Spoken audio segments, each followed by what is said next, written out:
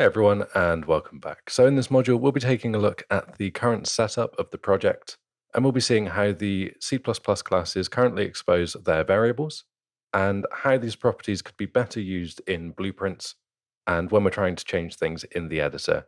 So we've already kind of touched on this in the previous module, and I did say that one of your kind of takeaway challenges would be to look through the project to see how it's currently set up, and just to get a better understanding of what things are doing and where they are. So, with that being said, I'm now going to walk you through some of these steps and point out some of the good and the not so good approaches that have been taken in the C++ templates. So, to begin, I'm just going to go back into the player class here. So, this is the top down shooter pawn, and specifically, this is about the gameplay variables. So, these are things which really, in general, do need very quick iteration when you're going through these projects anyway. The two that I think are going to be most interesting will be the fire rate and the move speed. Of course, the gun offset does also come as a gameplay category variable, but this one I think is generally kind of safe for how it is anyway. It shouldn't be getting changed too often. But things like the fire rate and the move speed, we're going to want to very quickly iterate on these, find out what feels good. Maybe if you're making different classes of a certain type, you may want one class with a higher fire rate, one class with a slower move speed or something to really differentiate the different classes that you can play as. So, like I touched on previously, these are kind of exposed in a way that allows us to make some updates. So, this is one of the good points. We've got the U properties here of edit anywhere and blueprint read write.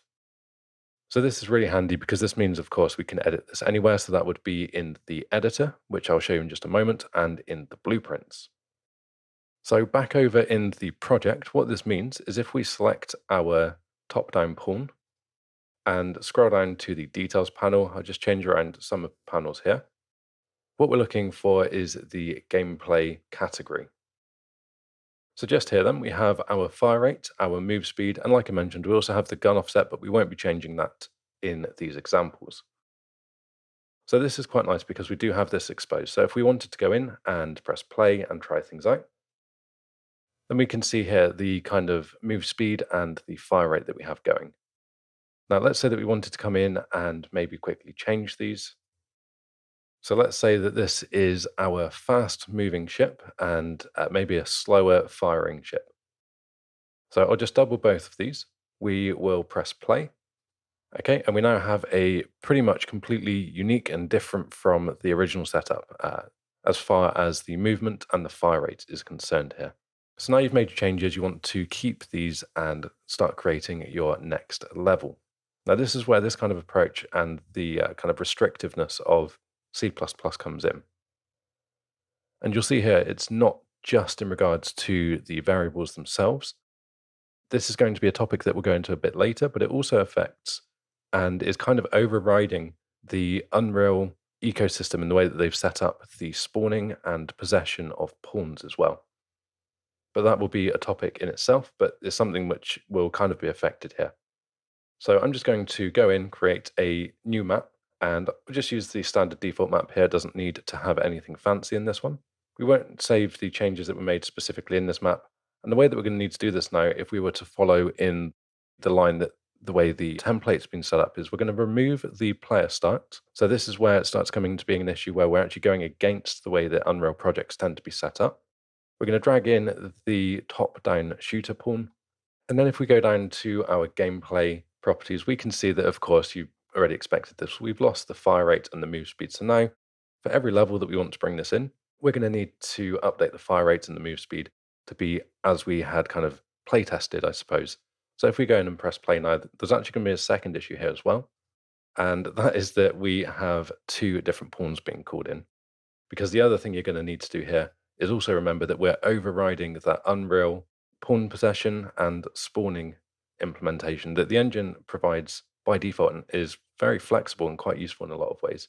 So this means that because we don't have a player start, we don't have a default actor or pawn to possess in this way, we need to come in here. We're going to set the auto possess player to player 0. So we're kind of overriding that step.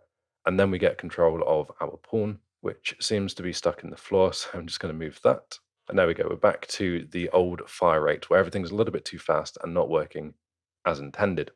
So, like I said, this is also going to come into play a little bit later in a future topic, but just to iterate on what I mean when I say about the spawning system, Unreal has a great system where if you have your game mode set up, you can choose, of course, your default pawn to spawn, which is our top down shooter pawn. And then, as long as you've got your player start in the world, it will automatically find where that is, turn that into your default pawn, and automatically possess that for you, which is great because it means between levels and different setups and things, you can just rely on it to automatically choose that based on the game mode you have in place. So that means we don't have to manually go in, override what's being possessed, drag in our pawn every time, and things like that. And then the other thing, of course, is if we move all of this into blueprints, which is what we'll be doing a little bit later, then we could have just allowed it to automatically use our blueprint version. We can make these changes to the gameplay variables inside of our blueprint, and that's going to be like a global update that's made then. So we don't need to worry about the changes happening between levels and remembering what we've set the variables to and redoing this every time we want to create a unique level. The other option, of course, would be to copy things across. But even then, you might have issues where if you forget to remove the player start from your level that you're copying the pawn into, then you may find it gets confused over whether to use the player start or the pawn and things like that. So it's quite nice to be able to follow like a very structured route for all of your project setup between the different levels and things like that. So you don't need to ever concern yourself with whether something's going to work in one way or another. So back in the A top-down shooter pawn class really quickly, hopefully that makes a bit more sense where we have the U properties set in a way that would actually be really useful, but at the moment we don't have the project set up in a way that really uses the full flexibility that's been exposed with these U properties. So this is great because this means for this part, we won't need to do very much code. This was all very much a theoretical approach of taking a look at how it works at the moment and just thinking about how we can improve this. All this really needs is that we're going to start exposing and creating derived blueprint classes of a lot of the existing C++ classes a little bit later as we go through to see where the benefits really start coming in when we approach a project that way. So in this module, we've taken a look through the project to get a better understanding of how it's currently set up, what is currently working well, and also what would be restricting the future development. This is going to put us in a really great position to start updating the classes and comparing their use in blueprints as we go through the course.